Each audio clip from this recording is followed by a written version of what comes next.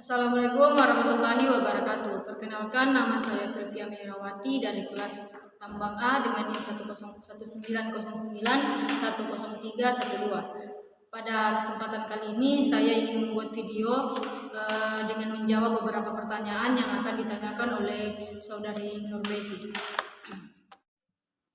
Baiklah, pertanyaan yang pertama yaitu apa perbedaan strain dan stress pada Mohr diagram analisis? Baiklah, saya akan menjawab apa perbedaan strain dan stres pada Mohr diagram analisis. Tegangan atau stres adalah gaya yang bekerja pada permukaan seluas atau satuan, di mana tegangan pada sebuah benda menyebabkan atau akan mengalami pergeseran, kemudian akan mengalami pergeseran atau perubahan bentuk. Sedangkan strain atau regangan adalah pertambahan panjang dari suatu benda yang disebabkan oleh adanya stres atau tegangan. Kemudian pertanyaan yang kedua yaitu apakah rekahan dan sesar dapat terjadi secara bersamaan? Menurut saya sesar dan rekahan dapat terjadi secara bersamaan. Mengapa? Karena kita lihat saja contohnya di oblik fault, di mana sesar dan rekahan dapat terjadi secara bersamaan. Tetapi hal ini sangat jarang dilihat di struktur geologi bagian Sulawesi Tenggara ataupun Kolaka itu sendiri. Kemudian pertanyaan ketiga, jika terjadi gempa, apakah struktur dapat hilang atau terbentuk? Berikan minimal satu contoh. Menurut saya, jika terjadi gempa itu struktur akan bertambah atau akan muncul. Contohnya itu di Palu.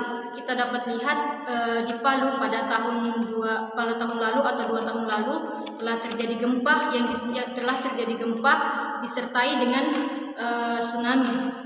Di situ terjadi gempa, dia menyebabkan struktur geologi yang disebut dengan sesar. Sesar di bagian badan jalan, yang dimana sesar tersebut membuka dan membelah badan jalan. Selanjutnya pertanyaan keempat yaitu tolong deskripsikan singkapan berikut yang dimana dengan melihat batuan yang terbentuk.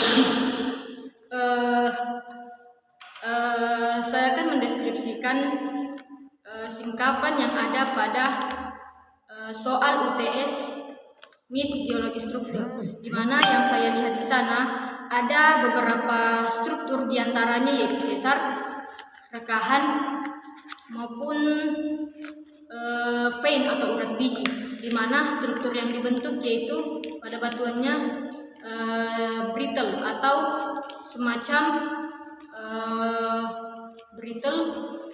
semacam yang mudah hancur, atau rekahannya itu dia membentuk semacam kotak-kotak. Oke, pertanyaan selanjutnya, jika Anda memiliki iup yang terdapat batu gamping, apakah penambangan nikel laterit masih Anda lakukan? Jika tidak, berikan alasan. Menurut saya akan melanjutkan penambangan tersebut. Mengapa? Jika keduanya bernilai ekonomis, mengapa tidak saya melakukan penambangan? Misalnya, contohnya nikel di pasaran sangat dibutuhkan dan bernilai ekonomis. Begitu juga dengan batu gamping. Jadi saya akan melanjutkan penambangan tersebut. Oke, mungkin itu saja bisa saya berikan. Terima kasih. Okelah, itulah tadi pertanyaan-pertanyaan dan jawaban yang saya berikan. Mungkin itu saja yang bisa saya sampaikan. Lebih dan kurangnya mohon dimaafkan. Wabillahi taufiq wal hidayah. Wassalamualaikum